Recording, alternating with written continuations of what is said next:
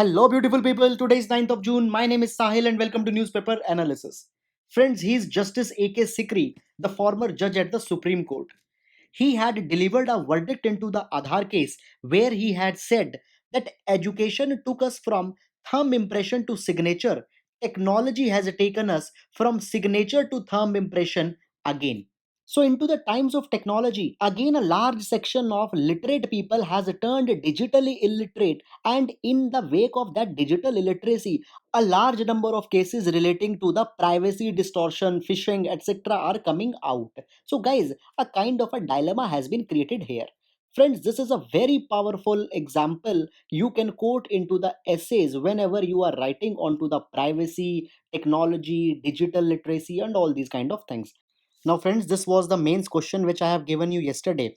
The question is: the time has come that SDG goal calls for joint collaboration between different stakeholders of governance must be now drawn into reality in healthcare. Now, first of all, you should have distinct performa, intro, body, and conclusion into your answer. Now, guys, two sustainable developmental goals you need to use here: SDG number 3 and SDG number 17. Now, SDG number 17 calls for the collaboration for the sustainable development goals. And this collaboration is not only for the global level but also for the domestic level. So, guys, the collaboration has been mandated here. Now, sustainable developmental goal number 3 calls for the good health being for all. And therefore, now these two things have to be merged together and will be coming into the body. So, guys, into the body, when we talk about collaboration, different stakeholders have to be brought together. It could be the private as well as public, because right now the need for the hospital cannot only be met by the public, so private has to be robbed out. Then there could be the different wings of the healthcare, for example primary, secondary, and tertiary. So there should be the coordination so that one wing is not overburdened. In India, there is a classic problem that even for the primary level diseases, we approach the secondary and the tertiary healthcare, which is not required. Then then on to the governance level also, the local bodies, the state government and the union government should consult with each other as how the health policies should be framed and how their implementation should be designed, that everybody can get the benefit out of the health programs which have been made for the people. So, guys, on to the different sectors, different fronts, collaborations are needed. So, guys, into the conclusion, you will be providing that in India as well as into most of the developing countries, lack of synergy or the lack of convergence happens to be a problem, and by collaboration we can bring the most optimum convergence of all the stakeholders, and ultimately the benefit will be reaped by the citizen. Now, guys, you are having some problem into the uploading of your copies, so now I will show you how you can do that, and then we'll move to the analysis of the newspaper. Now, friends, this is the Telegram app. Step number 1, you will open the app. Step number 2, you will go into the search bar, and in search bar you will type at the rate Saurabh Thinking Palette. And when you will write at the rate Saurabh Thinking Palette, here you can find the link here of the at the rate Saurabh Thinking Palette. You will click on it and this window will open. And by clicking here onto the extreme left side, there is a clip. You can upload any of your file or photo here and you will send it. When you will send it, we will send you a voice note as what rectifications are required here. So, friends, I hope now it is clear how to send it. First of all, let's have a overlook of the entire paper. So, first news we can see here is the MSME revival package. So, here we will see what has been announced by the government recently and what is the issue here. Then, yesterday we had discusses the issue ethical consideration of reserving the hospital. So, guys, here and on the second page here we will see what are the legal implications and what fundamental rights are being impacted by this particular thing. Now into the middle pages, only news with respect to the COVID are there which are not important. So we will now just be going to the editorial, and here in editorial the first editorial is about the problems that has not been anticipated into the LAC. Then, guys, we will be seeing certain theory with respect to the monetization of deficit and why it should be taken up. Then we will be seeing that how the decentralization is important into the curtailing of a crisis. Then guys, this particular article is about the Elon Musk and SpaceX, will not be discussing. Then going forward, here we will see that why it is necessary to resume the dialogue with the Nepal, and after that the concept of e-diplomacy will be seen. Then guys, moving forward, we will here see that how farmers are being impacted by the agricultural reforms that has taken up. Then moving forward, the feature page is not important for us. Now into the international business page, we will be seeing the global economic report and what has been said by the World Bank. Then we will see the Reserve Bank of India's secondary sale of the loan norms, what they do mean and what are their implications. And then guys, finally on to the last page, we will see the facts of science with respect to the prelims. So that's all, and now let's take up the detailed news analysis. So friends, here we can see that the MSME revival package has been mentioned, which is yet to start off. Now friends, into the series of videos, we had seen the entire Atmanirbhar Bharat Abhiyan, which has been announced by the government of India in order to instill the growth into the economy, which has been derailed due to the pandemic. Now friends, Atmanirbhar Bharat Abhiyan covers large number of sectors. We had already seen that thing, and one of the sector under Atmanirbhar Bharat is MSME also. First of all, friends, there are certain facts with MSME. Please mug up these facts. MSME is the backbone of Indian economy. Secondly, MSME provides employment to nearly 11 crore workforce into India. Thirdly, MSME sector accounts nearly 29% into the GDP. And the fourthly, MSME contributes nearly 48% into the export of India. Now, friends, for the sake of transparency, I had also given you the sources from such information has been taken. Now, moving forward into the Atmanirbhar Bharat Abhiyan, for the MSME sector, six reforms were announced. First was to provide 3 lakh crore collateral free loan for the MSME sector. Collateral free means that MSME will not provide the guarantee, rather government will give the guarantee for such loans. After that, 20,000 crore rupees subordinate debt was to be given for the MSME. See, now what has happened due to the lockdown, there are large number of MSMEs which are not able to pay the loans to the bank, and they have been classified as the non performing assets. Now guys, in order to come back into the business, some more working capital is to be given to certain MSMEs so that they can begin their production. And simply branding them as NPA will not be helping. So it has been said that 20,000 crore rupees extra will be given to those MSMEs which has been stressed or has been branded as NPA. Now, guys, into this present news item, it has been said that as extra money is being given to the non performing assets, the permission from the Reserve Bank of India is to be taken. But Reserve Bank of India has not yet notified the rules in this particular regard. So despite of announcement by the government, the MSME revival package has not started. Now guys, this was into the news, this second one reform. Apart from that also, the other things which were taken were the equity infusion. Equity infusion means that apart from the above things, government will provide extra capital into the way of equity. Now guys, equity is different from the debt. So above into the number one point, debt is being given, loan is being given. Equity means not debt but giving capital in exchange of certain shares or the ownership. Now guys, here it is being said, but the rationale of this particular reform number 3 is this: there are certain MSMEs which have potential for growth. They are not bad performing, good performing, but due to capital or lack of money, they are not able to expand. So here we will be helping them. Now, the fourth number reform, guys, please be very careful. A lot of confusion has been there, and a lot of sources now has turned wrong also. What has actually happened?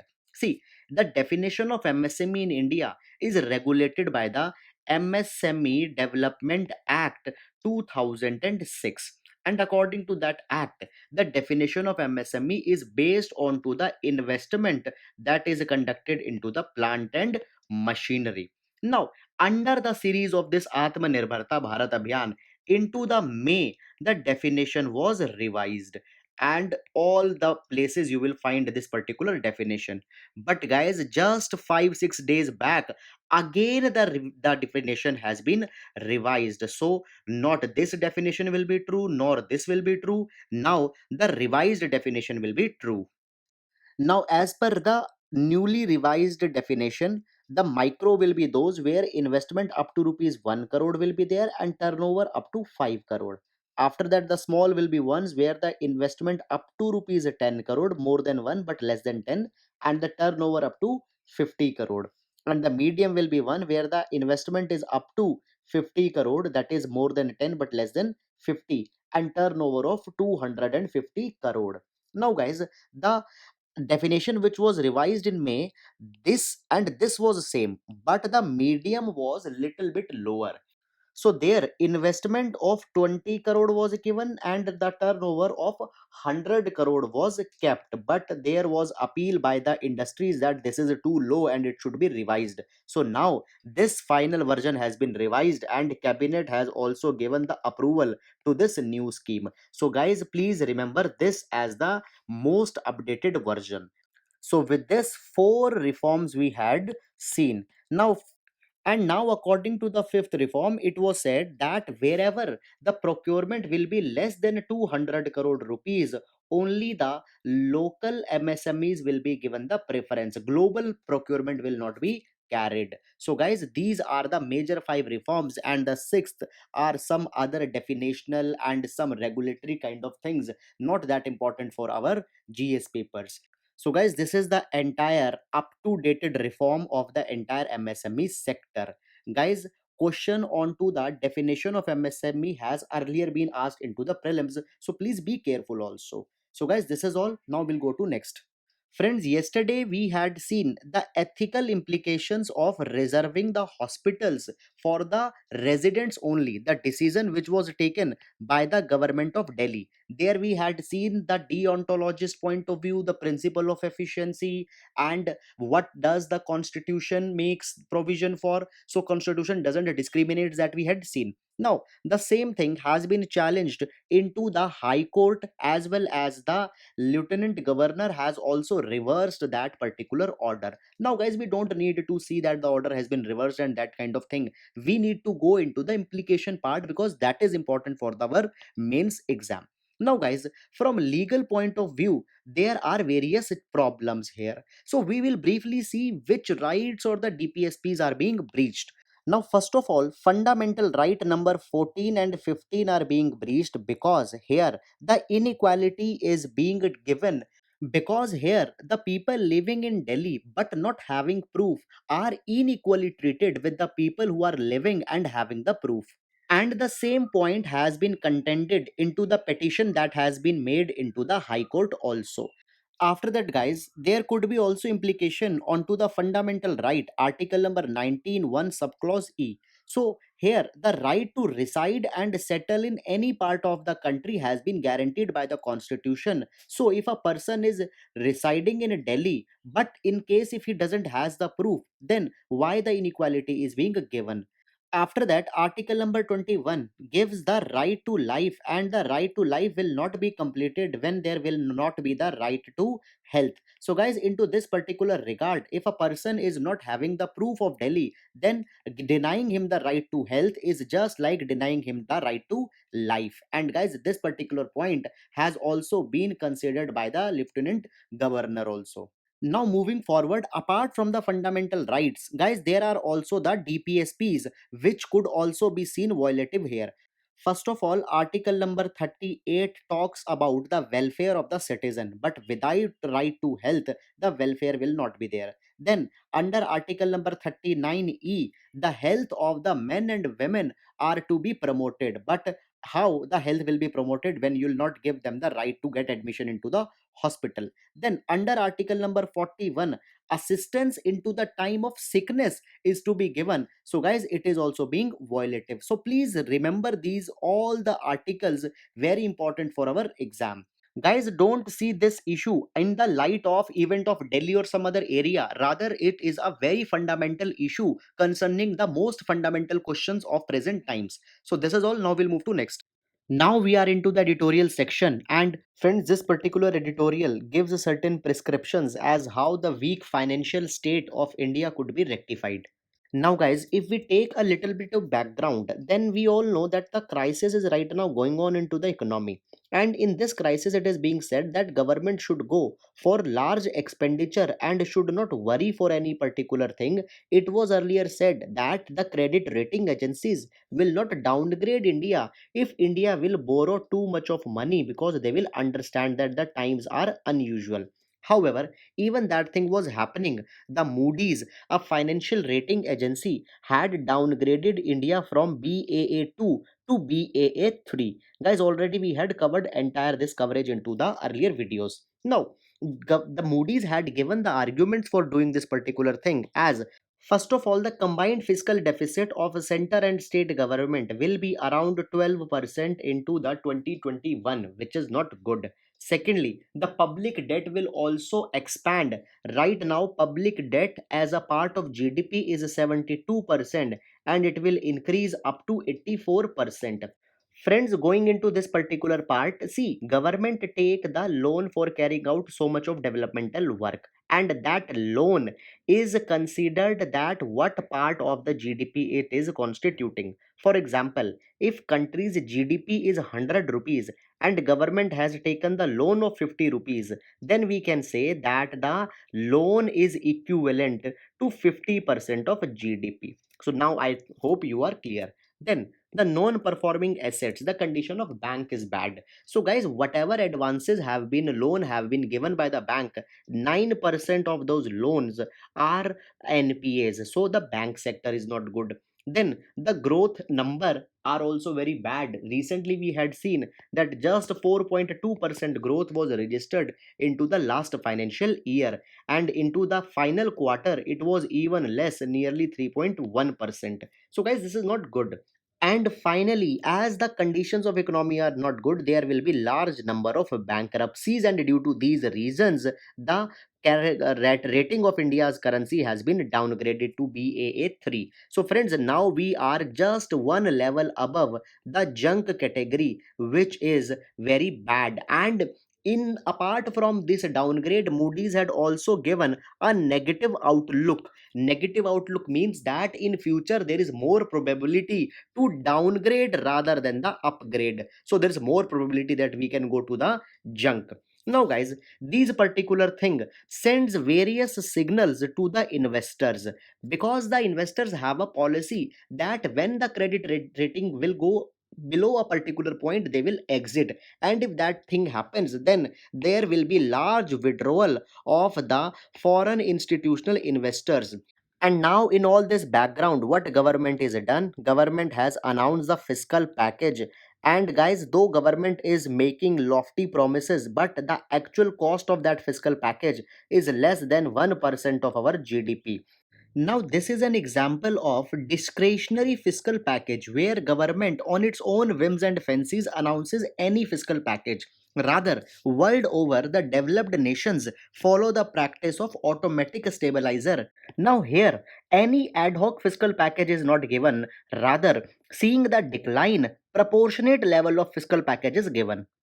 So this is more precise approach. Now guys, if we see the case of government is not entirely wrong in giving the less fiscal package. Why? Because simply government doesn't has the capacity. And if government go for borrowing, then there will be the problem that the public debt will rise, as we had seen here. And if the debt will rise, the Moody's will further downgrade the India's credit rating, and it will further lead to new problems. So now here it is being said that India should adopt the monetization of deficit. Now, traditionally monetization of deficit is considered bad. Here what happens, directly new money is infused into the system, and this new money is provided by the central bank, that is the Reserve Bank of India. But guys, the article makes a clarification that it is not the case that the directly new currency will be printed and it will be given to the government.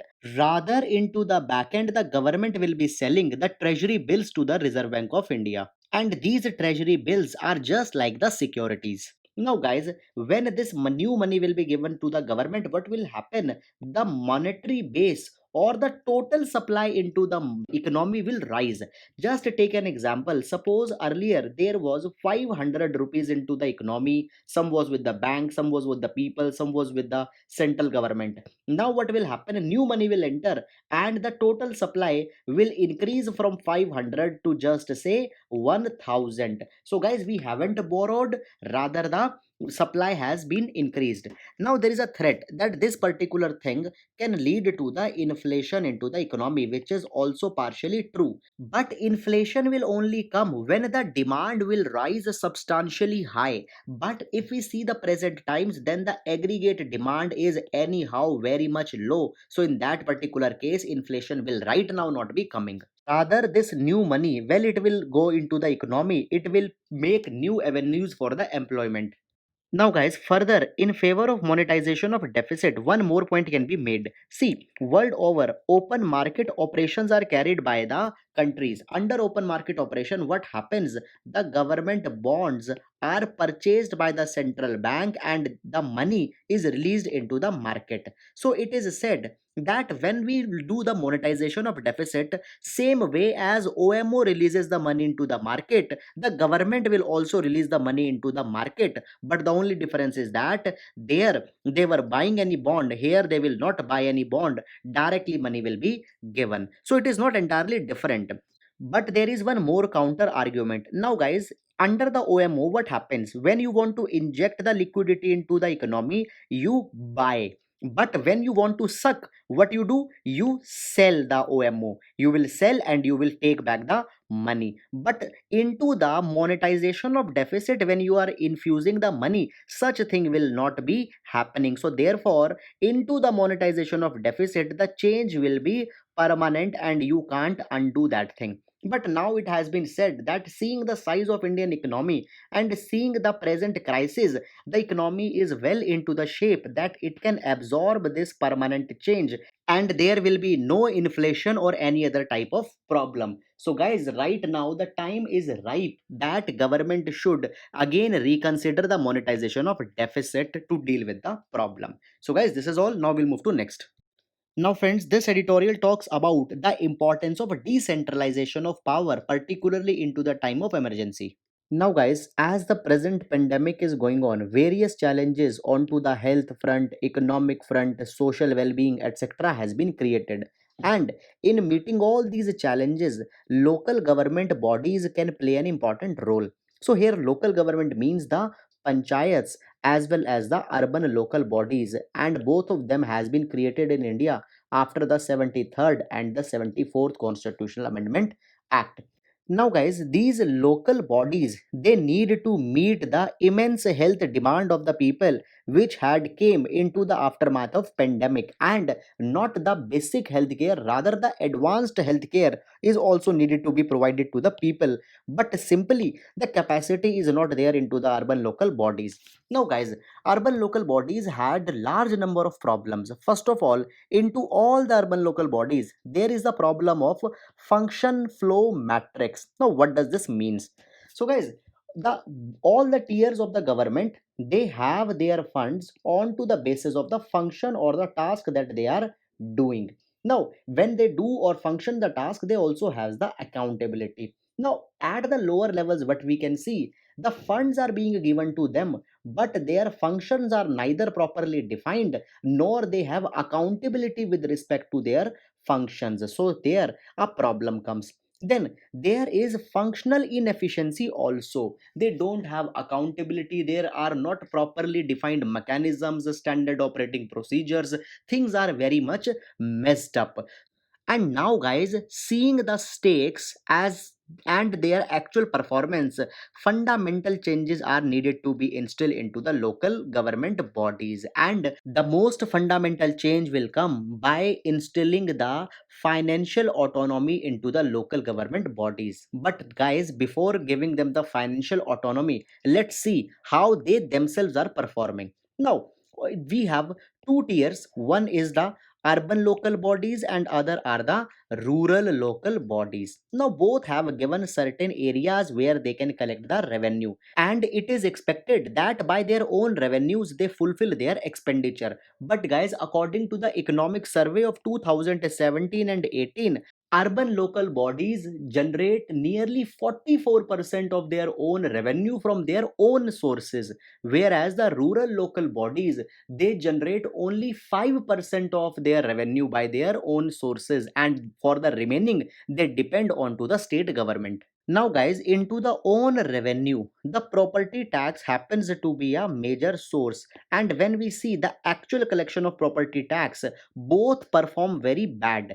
Though urban local bodies perform relatively better, but the condition of rural local bodies is very poor, and into the states such as Uttar Pradesh, Bihar, and Jharkhand, the tax collection by property tax is nearly 0%. And guys, finally, as a consequence of this particular arrangement, the share of property tax in the total tax has been declining very much low. And today, the property tax account only 0.14% of GDP. So this pattern is not sustainable.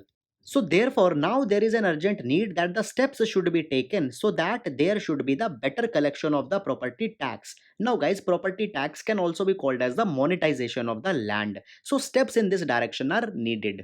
After that, to further enhance the revenues available to the local bodies, the Corona Containment Bond can also be issued for the period of 10 years. Now, these Corona Containment Bonds will be having an interest rate which is less than the market rate but will be significantly higher than the repo rate. Why higher than the repo rate? So that banks can invest into these Corona Containment Bonds, and at the same time, people such as non-resident Indians, rich citizens can also be made an appeal so that they invest money into the Corona Containment Bond. And guys, whatever money will be raised here, that money will be used to enhance the capacity of the local bodies so that they can effectively meet the present crisis.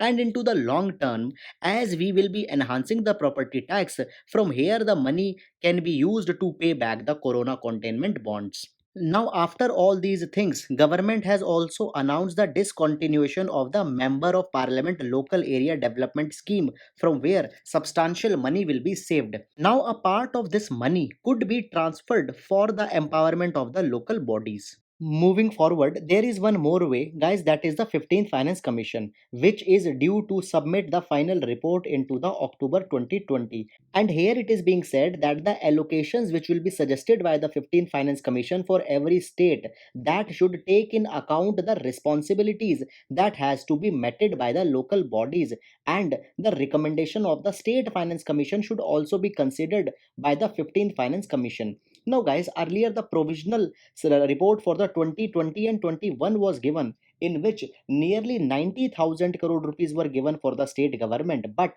this improvement was not substantial. When we see the comparison with the 14th Finance Commission, it is just 3% more than the 14th Finance Commission. But right now, seeing the crisis, much more enhancement is needed. Moreover guys, moving forward, see, whenever the center gives the money to the state government, then there are two type of grants. One are the tied grants and other are the untied grants. So tied grants are those which could be spent on a specific purpose, whereas untied grants are those which could be used anywhere where the state wants. Now guys, what has happened, case by case basis, the proportion of a tied grant happens to be relatively more than the untied grants. So right now we need that these untied grants should be focused more, because all the states have different type of needs, and if a flexibility will be given, they will be more effective. So guys, usually 50-50 is the ratio between the tied and untied, but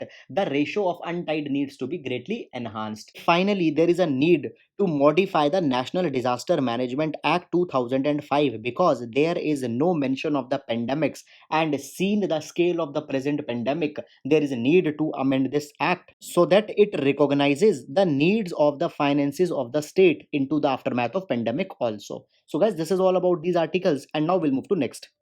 Now friends, this article talks about as the recent standoffs which are going on to the LAC. So guys, if you are following, then we had covered the entire issue into the series of videos, and now we had seen that the talks are going on at the higher level, where the lieutenant generals as well as Ministry of External Affairs both are engaged onto the bilateral talks. Now, out of these talks, nothing concrete though till now has came, but the positive signals are being given. Now, guys, here there are certain particular issues. Number one, India wants the status quo which was there before the April May. Now, guys, Chinese have came to the considerable locations. They had occupied strategic locations into the Galwan Valley near the Gogara Post and into the Fingers region onto the north of Pangong. See, guys, all these locations we had seen. Now, first of all, a question comes that whether the People's Liberation Army will be retracting from this area when they have hold the strategic position. So, guys, a very clear-cut command has to be given by the highest level to the People's Liberation Army, and anything below that will not be working. After that, there are other series of questions which were not paid attention and the warnings were not read by the government. Number one, it has been seen occasionally that whenever the snow melts, Chinese make a skirmish or the attack into the LAC region, and it has happened so many times. So why, when the snow was melting into the month of April and May, the deployment was not made into the region so that such event could have been avoided? Number two, China was very vocal onto the revocation of Article number 370, new maps of Jammu and Kashmir as well as Ladakh, as well as a comment to take back the Aksai Chin region from the China. So, seeing the strategic implication of all these decisions, why it was not anticipated that there could be a strike into the LAC sector and why the preemptive steps were not taken here. Then fourthly, it has been said that the Chinese army has came into the heavy numbers. So why any intel info was not received into such massive movement? Finally, a question comes that why such level of escalation occurred when high level summits are regularly occurring between the India and China. Into the last year also, there was the meet at the Mamallapuram, and the meet was taken very positively between both India as well as Xi Jinping. So why we are engaged at so diplomatically high levels and still such kind of events are happening? So guys, these are the questions to ponder. So that's all. Now we'll move to next. Guys, this particular editorial talks about the need of resolving disputes with Nepal into a peaceful and amicable manner. Now, friends, Indo Nepal relations are very old, but into the modern times, the relations are based onto the Treaty of Friendship of 1950, which was signed between India and Nepal. And on that basis, miles have been covered by both the countries into the name of cooperation. But there has been an irritant into the relation, which happens to be the boundary dispute. Now, friends, Limpia Dhura, Kala Pani, and Lepu Lake are the three territories which Nepal claims that they belong to India, but right now they are under the administrative control of India. And from the Lepu Lake Pass, India convenes the Kailash Mansarovar Yatra also. Now, guys, into the present time, this particular dispute started when in 2019 India released the new map of India after the reorganization of Jammu and Kashmir. And in this particular new map, the Kala Pani, Lepu Lake, they all were shown as the part of the Indian territory. But Nepal objected that when they are under consideration, why vocally and very clearly India showed them as their own. So this was the initial spark of. However, what happened recently in 2020, government of India inaugurated the Kailash Mansarovar Yatra road, which passes from the Kalapani and Lipu Lake, and it is a metallized road. Now the Nepal says that this particular construction is wrong because it violates the agreement of the Treaty of Sugoli, where the all the territories to the east of Kali river has been shown belonging to the Nepal. And as Kailash Mansarovar Yatra road passes through the Lipu Lake, it violates the Treaty of Sugoli because it is going from the Nepalese territory. And guys, into the aftermath of this, Nepal issued a new map, and this extra area was shown into the Nepal's map. Now, guys, if we see the map released by India, then into this area there is no such extension, but here the extension can be clearly noted. And as a part of this extension, the Limpiadhura, Kalapani, Lipu Lake all has been shown as the part of the Nepalese territory, and since the relation has been detroited. But a bigger question arises here, that is it a right time that we can afford such detroited relation when all the countries into the world are tampering with such bad conditions? So the relations should be resolved. Moreover, guys, the Nepal's action can also be decoded by certain particular insecurities. For example, in 2015, when a bilateral note was shared by India and China, there both the countries declared Lipu Lake as the bilateral trade route, and here no consultation with the Nepal was carried. So Nepal was angry, and Nepal's insecurities came to the head when in 2020 the road was also constructed into this particular region.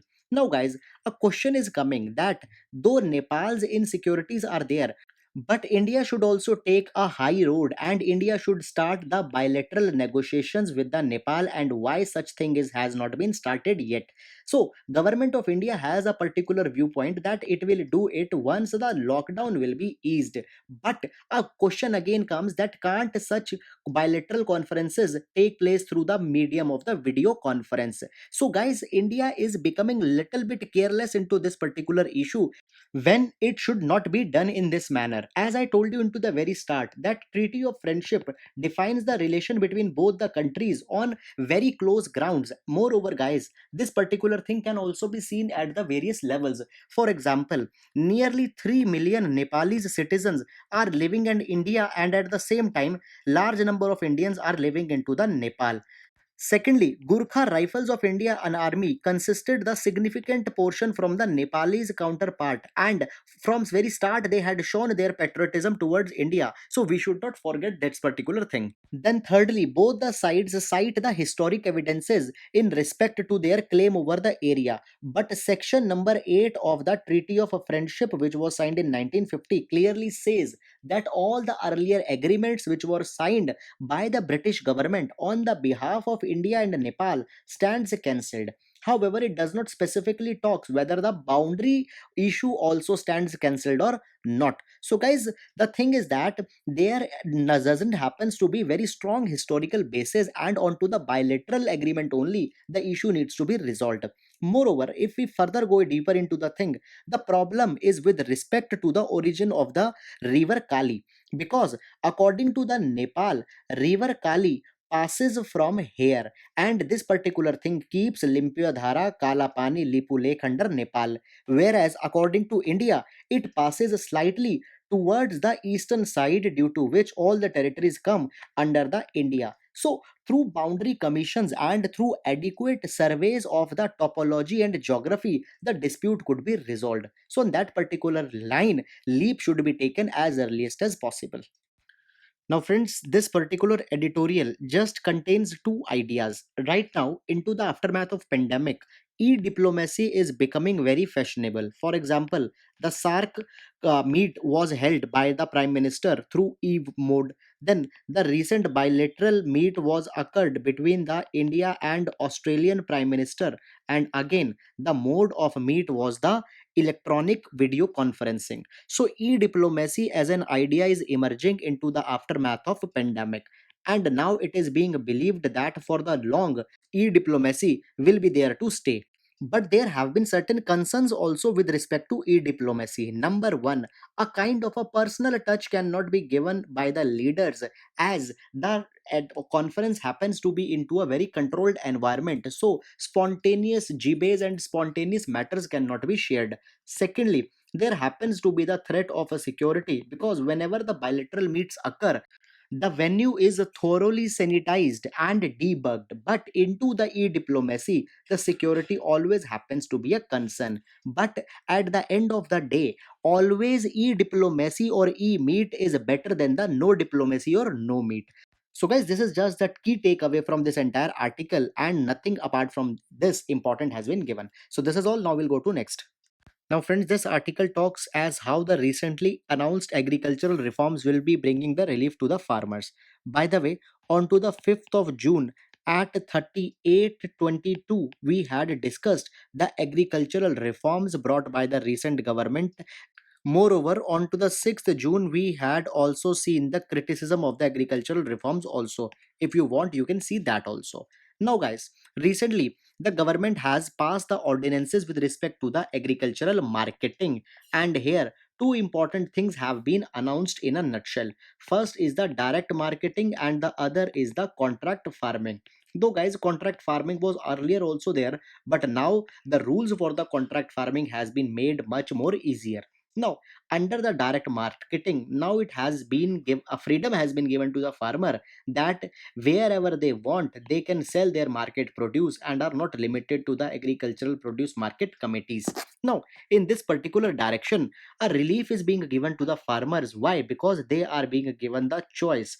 Now, according to the article, the farmer's price is not regulated at the type of production when he is most vulnerable, but at the time of sale his price is regulated, which is not good for the farmer. And by giving him the opportunities for direct marketing, it will lead to the welfare of the farmer. Why? Because now the large institutional buyers can directly come to the farm gate and buy the goods, and even if the farmer will save the transportation cost which earlier he had to incur when he used to go to the APMC mandi, then also the benefit will be immense. Moreover, guys, in selling to the APMC mandi, there was a problem. Big sellers can sell directly, but the small sellers they had to depend on an aggregator who will take everybody's produce and will go to the APMC mandi. And in that process, the aggregator takes a substantial commission, and the income of the farmer is substantially reduced again. So, guys, all these problems will be solved by the direct selling, because here the farmers can collect their crops together and can sell to a corporate also, which will remove the requirement of a regional aggregator. Then there is one more thing which will come now because of the reforms, guys. Earlier the farmers they were forced to grow only the low quality goods, because if they want to grow the high quality crops such as the organic crops, then it was very hard to find the markets because these crops are relatively expensive. But now, as direct marketing or direct selling is allowed, they can go into the agreements with the buyers such as Frito-Lay's, food processing plants, etc., and can have the market. So therefore, they can grow the higher quality products such as organic goods. So again, a kind of a choice will be given to the farmers. So these are certain alternative advantages that will come with the agricultural reforms. Friends, in paper number 3, separately agricultural marketing and reforms has been written. So please pay attention to that also. So that's all, and now we'll move to next. Now, guys, here just remember one thing. This is the Global Economic Prospects Report. Who publishes it? It is published by the World Bank, and it has said that the economy will be contracting to a very lower level. Why? The reason is the COVID 19. Guys, just that's it. Don't go into the datas and numbers, just the report and the organization, because questions has been asked. Now, into this news, Reserve Bank of India had proposed the norms for the sale of loans. First of all, draft proposal has been made by the Reserve Bank of India, and comments has been asked by the different stakeholders by 30th of June, and only then the policy will be finalized. So right now nothing concrete about the policy framework has been given, but we'll still see exactly what RBI is all talking about. Now consider one example. Suppose Kingfisher has taken a loan from the State Bank of India, and now State Bank of India has a loan account of Kingfisher Airlines, for example. Now State Bank of India wants to sell this loan file or loan account to other bank, suppose HDFC Bank.